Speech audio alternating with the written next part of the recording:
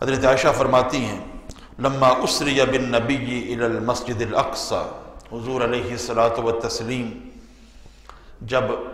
اسراء کی رات مسجد حرام سے مسجد اقصی تشریف لے گئے تو اصبح یتحدث الناس بذالک، صبح کے وقت وہ سارے واقعات بتائے کہ میں رات کو مسجد حرام سے مسجد اقصی تک گیا۔ فرتد ناس ممن آمنوا به وصدقوه، جب یہ واقعات بتائے تو جو نئے نئے مسلمان ہوئے تھے، ابھی تک اسلام گھر نہیں کیا تھا ان کی طبیعت میں، تو کچھ لوگ مرتد بھی ہو گئے۔ انہوں نے ان واقعات کو محال سمجھا کہ یہ ممکن ہی نہیں ہے، ایک بندہ رات کے تھوڑے سے حصے میں مسجد حرام سے مسجد اقصی جائے اور پھر مقصد اقصی سے آسمانوں کی سیر کرے اور پھر واپس بھی آ جائے۔ لوگ مرتد ہوئے۔ وَسَعُوا بِذَلِكَ إِلَىٰ أَبِي بَكْرٍ، انہوں نے پھر ابو بکر کو بھی ہلانے کی کوشش کی مشرکین نے کہ یہ بات بڑی حیران کن ہے، عقل اس کو مانتی نہیں ہے، لہذا جب اس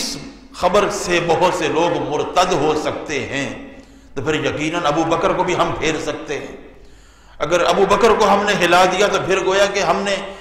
اسلام کی ایک دیوار جو ہے اس کو ہلا کے رکھ دیا۔ انہوں نے جناب سیدنا صدیق اکبر رضی اللہ تعالی عنہ کو بھی ہلانے کی کوشش کی، کہا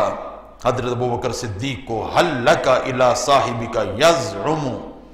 انہ اسری بہ اللیلۃ الی بیت المقدس او قال ذلک، انہوں نے کہا آپ کا کیا خیال ہے اگر آپ کا ساتھی یہ دعویٰ کرے کہ وہ رات کے تھوڑے سے حصے میں مسجد حرام سے مسجد اقصی گیا ہے،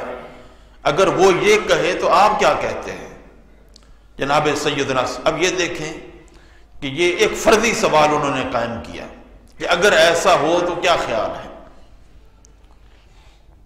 تو اب چونکہ جناب صدیق اکبر نے حضور سے تو تصدیق نہیں کروائی ہوئی تھی،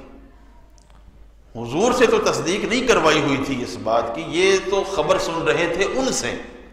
مشرکین مکہ سے خبر سن رہے تھے۔ جناب صدیق اکبر رضی اللہ، وہ لوگ ذرا غور کریں، جب کوئی نئی بات سنتے ہیں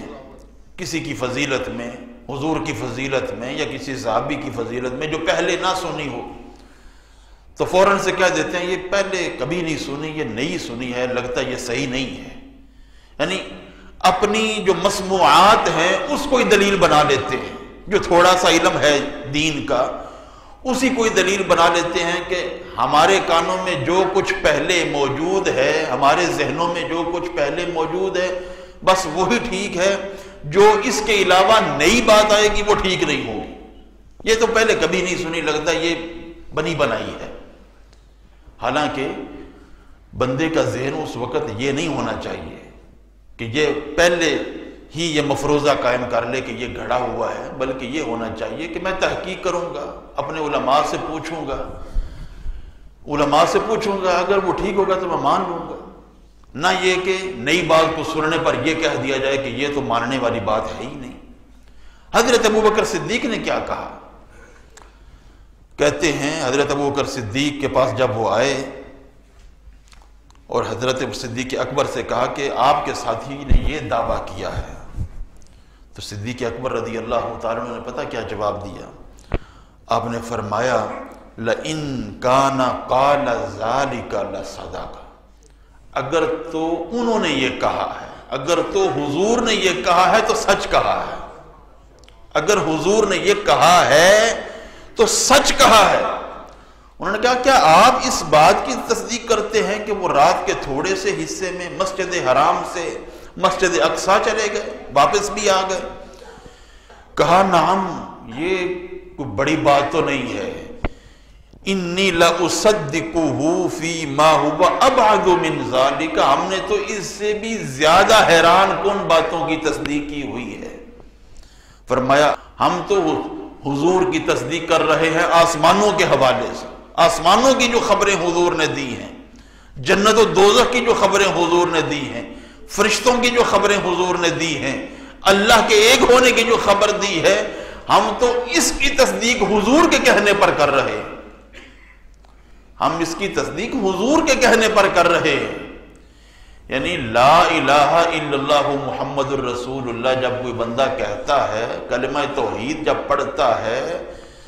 تو وہ پہلے حضور کی تصدیق کرتا ہے اور بعد میں لا الہ الا اللہ کہتا ہے. خبر کی تصدیق مخبر کی تصدیق پر موقوف ہے. اگر مخبر کو کوئی بندہ سچا نہ مانے تو خبر کو سچا نہیں مان سکتا. لا الہ الا اللہ کی تصدیق اس وقت تک ممکن نہیں ہے جب تک پہلے رسالت پر ایمان ثابت نہ ہو جائے، حضور پر ایمان ثابت نہ ہو جائے. پہلے حضور پر ایمان ثابت ہوگا، مخبر کو سچا مانا جائے گا، پھر ہی لا الہ الا اللہ کہا جائے گا تو وہ کلمہ توحید معتبر ہوگا. تو حضرت صدیق اکبر رضی اللہ تعالیٰ عنہ نے کہا کہ ہم نے تو حضور کی تصدیق اس سے بڑی باتوں کی ہوئی ہے، یہ تو بہت چھوٹی سی بات ہے کہ آپ کہتے ہو رات کے تھوڑے سے حصے میں مسجد حرام سے مسجد اقصیٰ تک تشریف لے گئے اور واپس بھی آ گئے، تو یہ کوئی حیران کن بات؟ فرمایا یہ کوئی حیران کن بات نہیں ہے، اگر آپ نے یہ کہا ہے تو ہم اس کی تصدیق کرتے ہیں. اس دن سے آپ کا نام صدیق مشہور ہوا.